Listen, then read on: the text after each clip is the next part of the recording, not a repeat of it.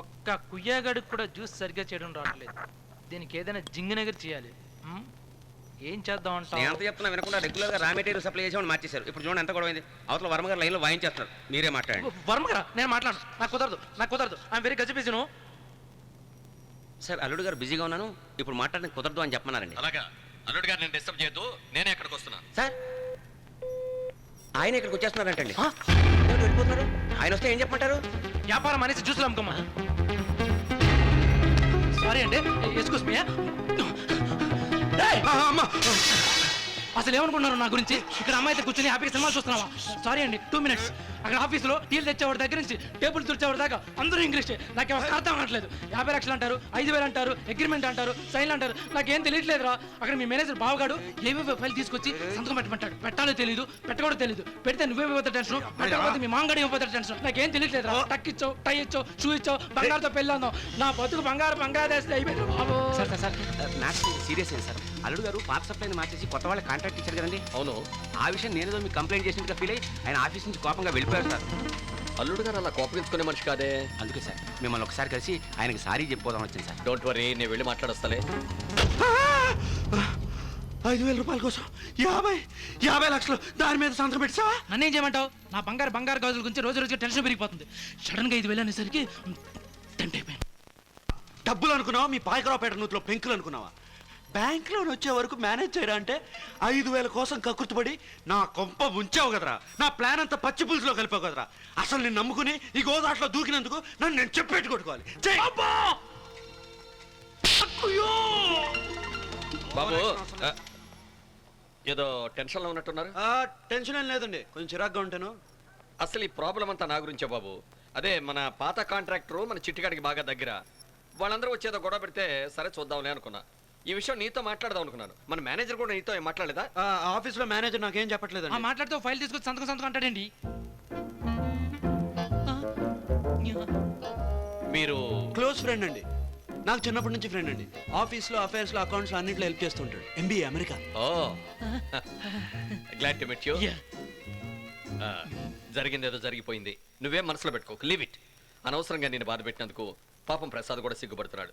బయట నిలబడన్నాడు. నీకు సారీ చెప్తానంటాడు. ఒక్కసారి బయట అతను సారీ చెప్పడం ఏంటండి? అసలు అతనికి నేను ఎండీగా ఉండటం ఇష్టం లేదు. అతను ఏమనుకుంటున్నాడు? నన్ను టమాటా గాడు అనుకుంటున్నాడా, లేదా ఏ వంకాయ గాడికి ఏ కాంట్రాక్ట్ ఇవ్వాలో తెలియని సన్నాస్ అనుకుంటున్నాడా, అసలు ఇంటర్లో అనుకుంటున్నాడా, అతని కింద పనిచేసే గుమస్తా అనుకుంటున్నాడా?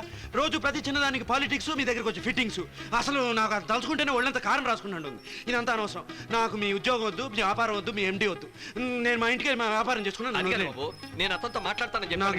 నేను అడ్జస్ట్ చేస్తాను. నాకు ఈ వ్యాపారం అడ్జస్ట్ చేస్తాను బాబు, అడ్జస్ట్ చేస్తాను. అల్లుడు గారు చాలా సీరియస్గా ఉన్నారే.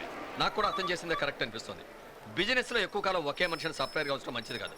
మనం అనవసరంగా ఇంటర్ఫియర్ అవడం మూలంగా అతను బాగా నేనేమలేదు సార్, రెగ్యులర్ గా సప్లై చేసేవాడిని సడన్ గా మారిస్తే. కరెక్టేనయ్యా. ఇదిగో ఇక ముందు నీకు ఏదైనా ప్రాబ్లం వస్తే డైరెక్ట్ గా నాతో డిస్కస్ చేయి. అతను చాలా సెన్సిటివ్ అయ్యా. పైగా అతను మన ఇంటల్లుడు, నీకు కూడా తెలుసు కదా. అన్ని విషయాలు జాగ్రత్తగా మనమే హ్యాండిల్ చేయాలి. అర్థమైందా? అలాగే సార్, అందుకనే జరిగిందానికి ఒకసారి సారీ చెప్పొచ్చేస్తాను. ఇప్పుడు కాదులే, అతను చాలా సీరియస్ గా ఉన్నాడు. 2 రోజులు అడ్జస్ట్ అవుతాడు. నేను మేనేజ్ చేస్తా కదా. ఆఫీస్ లో అందరి ముందు పబ్లిక్ గా తిట్లు తినే కన్నా ప్రైవేట్ గా ఒక్కనే తిన్నా మంచిది కదా సార్. కరెక్టే. వెళ్ళి తినేస్తాను. ప్రసాద్ ఈ బిల్స్ మీద కొంచెం సంత పెట్టేస్తే క్యాష్ పే చేయాలి సార్. నీకు అన్ని ఇప్పుడే అర్జెంట్ అయ్యా. సపోర్టే చూసాను.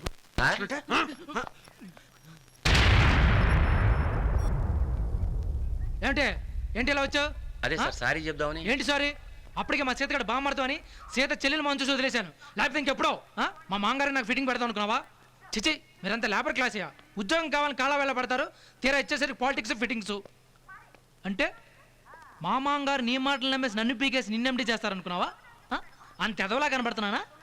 అడివిరాముడు 18 సార్లు చూశాను తెలుసా? అడివిరాముడికి దీనికి సంబంధం ఏంటి సార్? రే డక్కా ముక్కీలు తిన్న నా దగ్గర ఎంత పాలిటిక్స్ ప్లే చేసావంటే అమాయకురాలను చంద్ర దగ్గర ఇంకెంత ప్లే చేసావో. సార్ కావాలంటే చంద్రగారిని అడగండి. 10 ఏళ్ళ నుంచి వాళ్ళు ఉప్పు తింటున్నాను. ఎప్పుడైనా ఫ్రాడ్ చేశానేమో. చంద్రకేం తెలుసు? ఒకటి అమాయక పిల్ల చూడు ఎంత జాలిగా పడుకుందో. చూస్తుంటే గుండెలు తరిగిపోతున్నాయి. నా అమాయక పిల్ల, నా బంగారు కొండ, నా గ్రేప్ జ్యూసు, నా యాపిల్ జ్యూసు, నా పైనాపిల్ జ్యూసు, నా ఆరెంజ్ జ్యూసు, నా బత్తాయి జ్యూసు, నా మ్యాంగో జ్యూసు, నా సపోటా జ్యూసు, నా లెమన్ జ్యూసు, నా టమాటా జ్యూసు, నా క్యారెట్ జ్యూసు, నా మిల్క్ షేక్.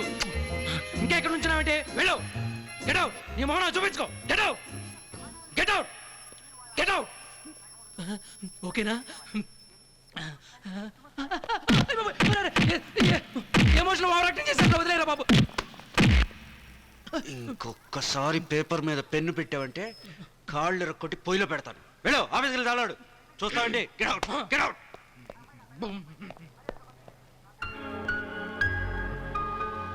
డెటాల్, డెటాల్ ఎక్కడ? డెటాల్, అయ్యో డెటాల్.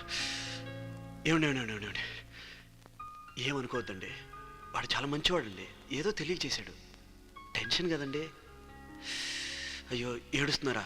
వద్దండి, అసలు ఇదంతా నా మూలంగానే వచ్చిందండి. నన్ను చూస్తున్నారు కదా, ఇన్ని ప్రాబ్లమ్స్ కూడా నవ్వుతానే ఉంటాను. కష్టాలు ఎక్కువ కాలం ఉండవండి, పోతాయండి. ఏమండి, మీకోసం నేను రోజు గుడికి వెళ్ళి పూజ చేస్తున్నా అండి. మీకు నయమైపోతే మిమ్మల్ని కొండ మీదకి తీసుకొస్తానని వెంకటేశ్వర మొక్కున్నా అండి. నడిచెళ్దామండి, బాగుంటుంది.